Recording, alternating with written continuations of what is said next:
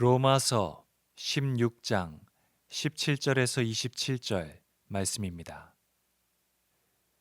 형제들아, 내가 너희를 권하노니 너희가 배운 교훈을 거슬러 분쟁을 일으키거나 거치게 하는 자들을 살피고 그들에게서 떠나라.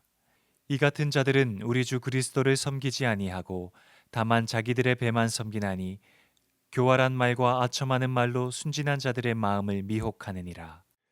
너희의 순종함이 모든 사람에게 들리는지라. 그러므로 내가 너희로 말미암아 기뻐하노니 너희가 선한데 지혜롭고 악한데 미련하기를 원하노라.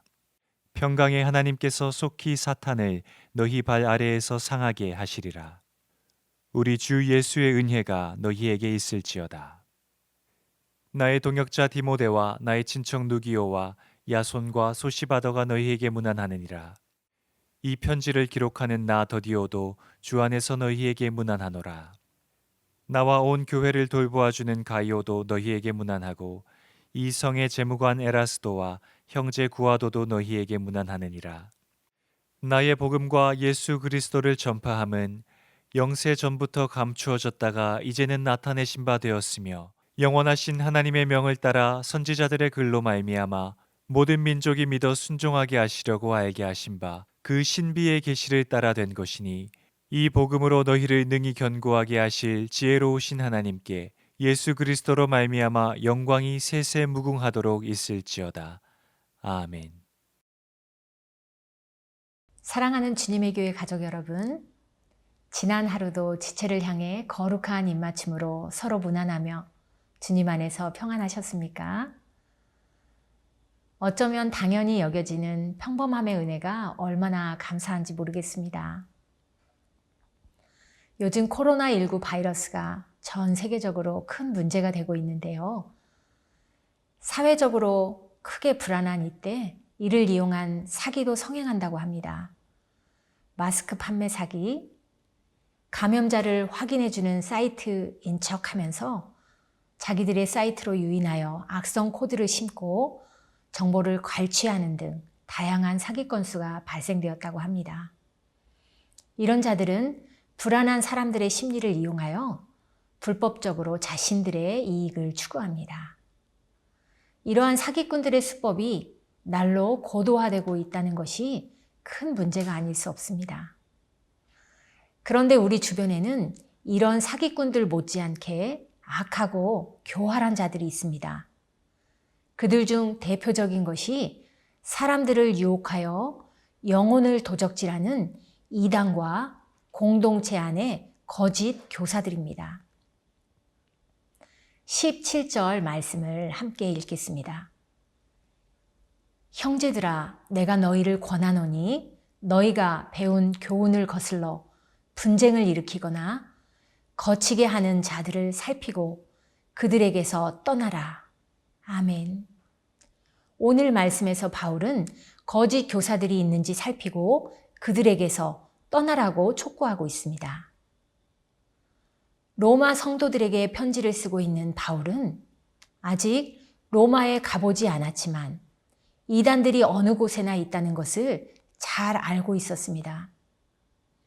전에 예수님께서도 마태복음 24장 11절 말씀을 통해 거짓 선지자가 많이 일어나 많은 사람을 미혹할 것이라고 하셨습니다. 마가복음 13장 22절에서 23절에서도 거짓 그리스도들과 거짓 선지자들이 일어나서 이적과 기사를 행하여 할 수만 있으면 택하신 자들을 미혹하려 하리라. 너희는 삼가라. 내가 모든 일을 너희에게 미리 말하였노라 하고 말씀하셨습니다. 이렇듯 이단들은 우리들의 연약한 부분으로 진정성을 가장해 끈질기게 접근합니다. 그리고 사람들이 듣기 좋아하는 말로 그리스도와 하나님의 말씀을 왜곡하며 결국 믿음을 저버리게 합니다.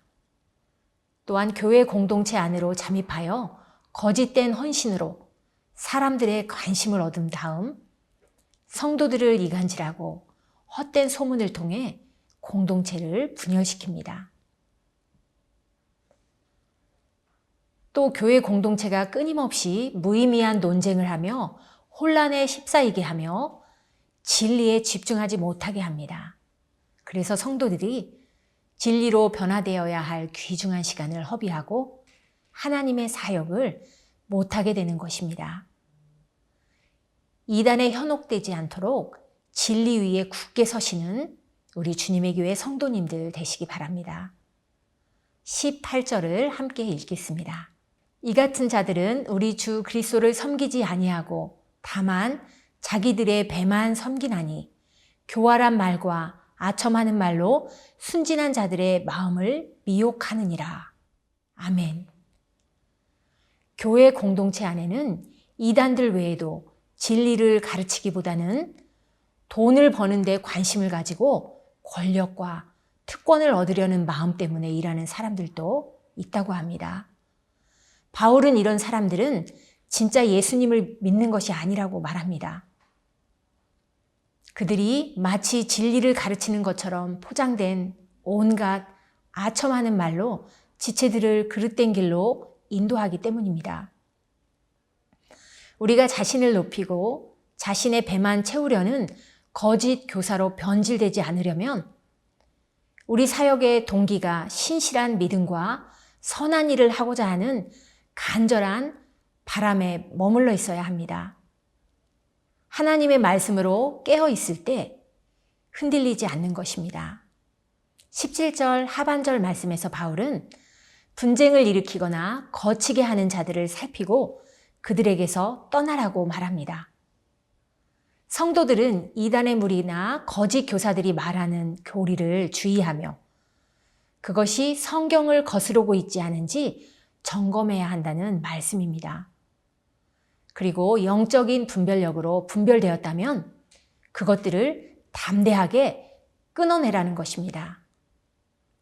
그렇지 않으면 다시 끌려다닐 수 있기 때문입니다. 19절 말씀을 함께 읽겠습니다. 너희의 순종함이 모든 사람에게 들리는지라. 그러므로 내가 너희로 말미암아 기뻐하노니 너희가 선한 데 지혜롭고 악한 데 미련하기를 원하노라. 아멘. 바울은 선한 데 지혜롭고 악한 데 미련하라고 권면하고 있습니다. 선하다는 것은 무엇이겠습니까? 그것은 하나님이 우리에게 원하시는 것이 무엇인지를 아는 것입니다. 지혜롭다는 말은 영적으로 민감하다는 말입니다. 지혜롭다는 의미 안에는 그분의 뜻을 아는 일에 영적으로 민감할 뿐 아니라 그분의 뜻을 정직하게 삶으로 살아내는 것까지를 포함합니다. 그렇다면 악은 무엇이겠습니까? 바울은 로마서 12장 2절에서 너희는 이 세대를 본받지 말라고 하였습니다. 이 세대, 즉 세상이 악하기 때문입니다. 뉴스를 켜보십시오.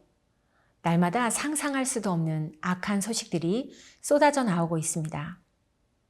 물질 만능주의에 빠져 돈을 위해서라면 불법을 스스럼 없이 저지르고 생명 경시 현상이 도를 넘고 있습니다. 어린 자녀들을 내놓고 키울 수조차 없을 지경입니다. 그럼 악한 데 미련하라는 말은 무슨 뜻이겠습니까? 죄악이 가득한 세상의 방식에 둔하라는 말입니다. 권모술수와 거짓된 가르침에 물들지 말고 고지고대로 하나님의 뜻대로 살아가라는 말씀입니다. 그러나 세상과 담을 쌓고 살아야 한다는 말이 아닙니다. 선한 데 지혜롭고 악한 데 미련하게 살아간다는 것은 죄에 대해서 무감각하고 옳고 그름에 대한 판단도 모호한 이 시대를 하나님의 마음으로 바라보며 아파하고 이 세대를 향한 하나님의 선하시고 온전하신 뜻을 이루기 위해 노력하는 것입니다. 이것이 바로 예수님의 방식인 것입니다. 우리를 손가락질하고 정죄하며 미워하는 세상에서 예수님의 방식으로 살아가는 것이 쉽지 않습니다. 그러나 실망하지 마십시오. 하나님이 그 대책을 이미 마련해 놓으셨으니까요. 함께 20절 말씀을 선포하는 마음으로 힘있게 읽겠습니다. 평강의 하나님께서 속히 사단을 너희 발 아래에서 상하게 하시리라. 우리 주 예수의 은혜가 너희에게 있을지어다. 아멘. 거룩한 교회에서 자신들의 뜻을 이루지 못한 악한 세상이 공동체 안의 거짓 교사들이 우리를 분열시키고 화목하지 못하게 끊임없이 회방을 놓지만 염려할 것이 없습니다. 평강의 왕이신 우리 하나님께서 그들은 우리의 발 아래에서 멸하시겠다고 약속하셨기 때문입니다. 제가 중학교 다니던 시절 큰아버지 댁에 놀러 갔던 적이 있습니다. 그곳은 항구 도시였는데 시내 한가운데로 항만으로부터 화물을 나르는 기차가 지나가는 길이 있었습니다. 기차가 지나갈 때는 땡땡땡 신호음이 들리면서 기다란 신호기가 내려지고 사람들은 기차가 다 지나갈 때까지 기찻길 양옆에 서서 기다려야 했습니다.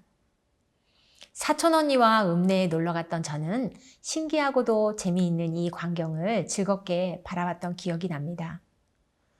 기차가 다 지나가고 길을 건너려는데 반대쪽에서 건너오는 남학생들과 마주치게 되었습니다. 서로 비켜가려 한 것이 우연찮게 같은 방향으로 비켜가는 바람에 그 남학생들의 심기를 건드렸던 모양입니다.